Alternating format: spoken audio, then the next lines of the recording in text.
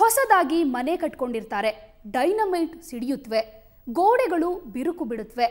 ಮನೆಯೊಳಗೆ ಮನೆ ಕಟ್ಟಿದವರು ಹೋಗೋಕೆ ಮೊದಲೇ ಸಿಡಿದ ಕಲ್ಲು ಬಂಡೆಗಳು ಮನೆಯ ಚಾವಣಿಗಳ ಮೇಲೆ ಬಿದ್ದಿರುತ್ತವೆ.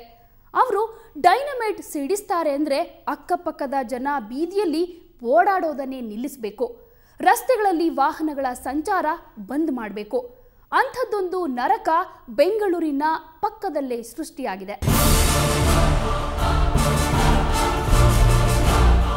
ಜನ ಇಷ್ಟೆಲ್ಲ ಹೇಳೋ ಆ ಕಲ್ಲು ಗಣಿಗಾರಿಕೆ ನಡೆಯೋ ಪ್ರದೇಶದ ಸಾಕ್ಷಾತ್ ದರ್ಶನ ಮಾಡೋಕೆ ಅಂತಾನೆ ನಮ್ಮ ರಹಸ್ಯ ಕಾರ್ಯಾಚರಣೆ ತಂಡ ಹೊರಡಿತು. ಅದರ ಬಗ್ಗೆ ನಮಗೆ ಮಾಹಿತಿ ಕೊಟ್ಟವರು ಕೂಡ, ಸರ್ ದಯವಿಟ್ಟು ಒಳಗಡೆ ಹೋಗಬೇಡಿ, ಅದು ತುಂಬಾ ಡೇಂಜರಸ್ ಪ್ಲೇಸ್ ಅಂತ ಹೇಳಿದ್ರು. ಇದರ ಒಳಗೆ ಹೋಗದೆ ಇದ್ರೆ ಇದರ ಹಕೀಕತ್ತು ಗೊತ್ತಾಗೋದಾದ್ರೂ ಹೇಗೆ ಅಂದ್ಕೊಂಡು ನಮ್ಮ ಟೀಮ್ ನುಗ್ಗೇ ಬಿಡ್ತು.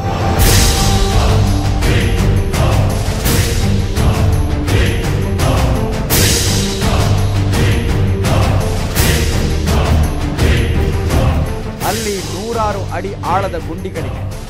ಆ ಗುಂಡಿಗಳಲ್ಲಿ ಕೆರೆಗಳಲ್ಲಿ ನಿಂತಂತೆ ನೀರು ನಿಂತಿವೆ. ಕ್ರಷರ್ಗಳು ದೊಡ್ಡ ದೊಡ್ಡ ಬಂಡೆಗಳನ್ನ ಪುಡಿ ಪುಡಿ ಮಾಡಿ ಬಿಸಾಡುತ್ತವೆ. ಲಾರಿ ಟ್ರಾಕ್ಟರ್ಗಳು ರೆಸ್ಟೇ ಇಲ್ಲದಂತೆ ಜಲ್ಲಿಯ ಧೂಳು ಸಿಮೆಂಟ್ ಇಟ್ಟಿಗೆಗಳನ್ನ ಲೋಡ್ ಮಾಡ್ಕೊಂಡು ಹೋಗುತ್ತವೆ. ಕ್ರಷರ್ಗಳ ಕರ್ಕಶ ಸದ್ದು ಕಿವಿಗೆ ಅಪ್ಪಳಿಸುತ್ತೆ.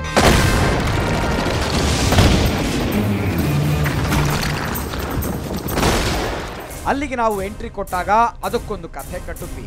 ಅದೇ ಕಥೆಯನ್ನ ಇಟ್ಕೊಂಡು ಒಳಗೆ ಹೋದ್ವಿ. ಆ ಕಥೆ ಅನ್ಇಂಟ್ರೆಸ್ಟಿಂಗು ಬಿಡಿ. ಅಂದಹಾಗೆ ಇಲ್ಲಿದ್ದಾರಲ್ಲ, ಖಾಕಿ ನಿಕ್ಕರು, ಸಾದಾ ಶರ್ಟು, ತಲೆಗೊಂದು ಮಾಸಿದ ಟವೆಲ್ಲು, ಕೂಲಿಂಗ್ ಗ್ಲಾಸ್ ಜೊತೆ ನಿಂತಿದ್ದಾರಲ್ಲ, ಈ ತಾತಪ್ಪನ ಮಕ್ಕಳೇ ಈ ಗಣಿ ಮಾಲೀಕರು. ಅವರ ಕಥೆ ಆಮೇಲೆ ನೋಡೋಣಂತೆ. ಮೊದಲು ಈ ತಾತ ಹೇಳೋದನ್ನ ಕೇಳಿ. ಪೊಲೀಸ್ನವರ ಭಯ ಇಲ್ವಾ ತಾತ ಅವರೇ ಅಂದ್ರೆ, ಆಗಾಗ್ಗೆ ಆಗ್ತಾನೆ ಇರುತ್ತೆ ಬಿಡಿ, ನಾವು ಹೋಗಿದ್ದೋ ಅಂತಾನೆ.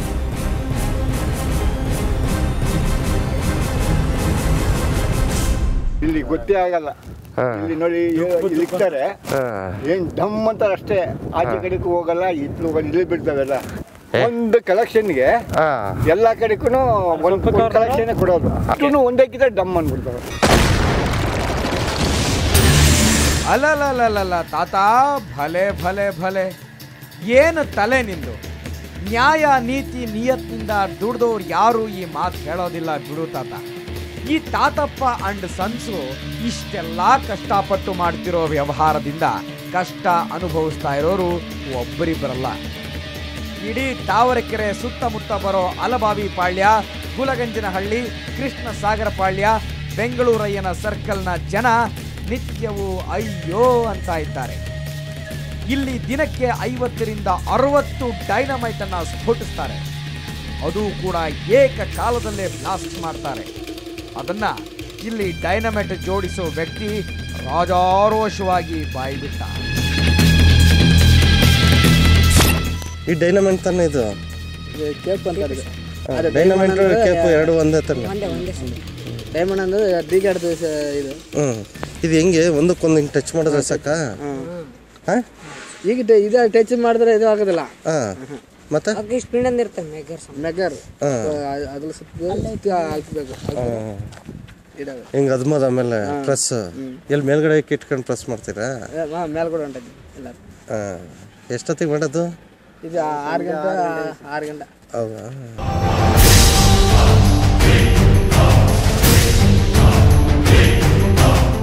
ಕೇಳಿದ್ರಲ್ಲ, ಇವರು ಡೈನಮೈಟ್ ಜೋಡಿಸೋಕೆ, ಬ್ಲಾಸ್ಟ್ ಮಾಡೋಕೆ ಬಳಸೋ ಸಣ್ಣ ಸಣ್ಣ ವೈರ್ ಅಕ್ಕಪಕ್ಕದ ಗ್ರಾಮದ ಮನೆಗಳವರ ಬದುಕನ್ನ ನರಕ ಮಾಡಿಬಿಟ್ಟಿದೆ. ಅದನ್ನ ಈ ರಾಮಯ್ಯ ಎಷ್ಟು ಆರಾಮಾಗಿ ಹೇಳ್ತಾನೆ ಅಂದ್ರೆ, ದೀಪಾವಳಿ ಹಬ್ಬದಲ್ಲಿ ಲಕ್ಷ್ಮೀ ಪಟಾಕಿ ಸಿಡಿಸಿದಷ್ಟೇ ಸುಲಭವಾಗಿ ಡೈನಮೈಟ್ ಅನ್ನ ಸಿಡಿಸ್ತೀವಿ ಅಂತಾನೆ. ಇಲ್ಲಿ ಗೊತ್ತೇ ಆಗಲ್ಲ. ಇಲ್ಲಿ ನೋಡಿ ಇಲ್ಲಿರ್ತಾರೆ, ಏನ್ ಡಮ್ ಅಂತಾರೆ ಅಷ್ಟೇ, ಆಚೆ ಕಡೆಗೂ ಹೋಗಲ್ಲ, ಇತ್ತು ಇಲ್ಲಿ ಬಿಡ್ತಾವೆಲ್ಲ. ಒಂದು ಕಲೆಕ್ಷನ್ಗೆ ಎಲ್ಲಾ ಕಡೆಗೂ ಒಂದು ಕಲೆಕ್ಷನ್ ಕೊಡೋದು, ಅಷ್ಟು ಒಂದಕ್ಕಿಂತ ಡಮ್ ಅಂದ್ಬಿಡ್ತಾರೆ.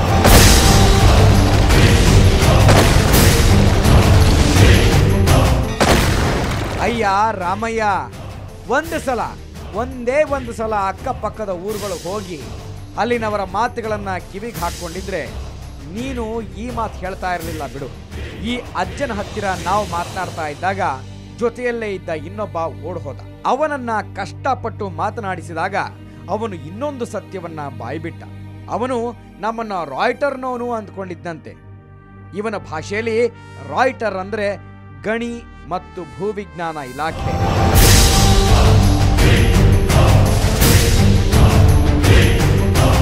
ಅಲ್ಲಿ ನೋಡಿದೆ ನಾನು ಹಿಂಗೆ ಹೋಗೋದನ್ನಂತ. ಏನು ಗೊತ್ತಾ, ಇಲ್ಲಿ ರೈಟ್ ಅವ್ರು ಬರ್ತಾರೆ ಅವಾಗ ರೈಟ್ ಅವ್ರು ಬರ್ತಾರೆ. ರೈಟರ್ ಅಂದ್ರೆ ಬಂಡೆ ಇಷ್ಟು ವರ್ಷ ಅಂತ ತಗೊಂಡಿರ್ತಾರಲ್ಲ, ಓ ಗಣಿಗಾರಿಕೆರು ಅವರು. ಅದು ಈ ವರ್ಷ ದುಡ್ಡು ಫೈನಲ್ ಆಗಿಲ್ಲ, ಅದಕ್ಕೆ ಅವ್ರು ಬಂದ್ರೆ ನಾವು ಹೋಗ್ಬಿಡ್ತೀವಿ ಮನೆಗೆ. ಹಿಡ್ಕೊಂಡು ಹೋಗ್ತಾರೆ ಅಂತ. ಇವರು ಪಕ್ಕಾ ವ್ಯವಹಾರ ಮಾಡ್ತಾ ಇದ್ರೆ ಎಲ್ಲವೂ ಕಾನೂನುಬದ್ಧವೇ ಆಗಿದ್ದಿದ್ರೆ ಈ ಕಷ್ಟ ಯಾಕೆ ಪಡಬೇಕಾಗಿತ್ತು ಅಲ್ವಾ? ದುರಂತ ಅಂದ್ರೆ ಇವರನ್ನ ರಕ್ಷಿಸೋಕೆ ಸರ್ಕಾರದ ವಿವಿಧ ಇಲಾಖೆಗಳಲ್ಲಿ ಅಧಿಕಾರಿಗಳು ಟೊಂಕ ಕಟ್ಟಿ ನಿಂತಿದ್ದಾರೆ.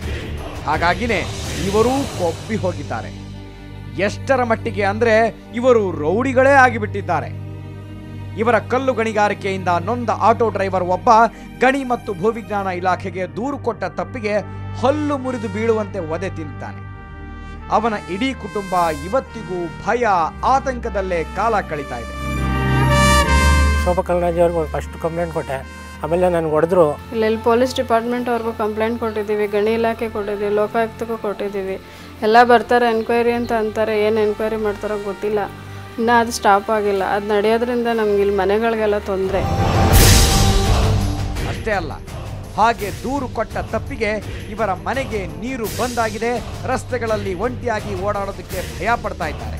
ಇಷ್ಟೆಲ್ಲ ಆದರೂ ಇವರ ರಕ್ಷಣೆಗೆ ಯಾರೂ ಬರ್ತಾ ಇಲ್ಲ. ಲೋಕಾಯುಕ್ತರಿಗೆ ದೂರು ಕೊಟ್ಟರೆ ದಾಖಲೆಗಳನ್ನು ನೀವೇ ತಗೊಂಡು ಬನ್ನಿ ಅಂತಾರೆ. ಪೊಲೀಸರಿಗೆ ದೂರಿದ್ರೆ ಕಂಪ್ಲೇಂಟ್ ವಾಪಸ್ ತಗೊಳ್ರಿ ಅಂತಾರೆ. ನಮ್ಮ ಜೀವನ ಉಳಿಸ್ಕೊಳ್ಳೋದಕ್ಕೆ ನಾವೇ ಹೋರಾಡಬೇಕಾ?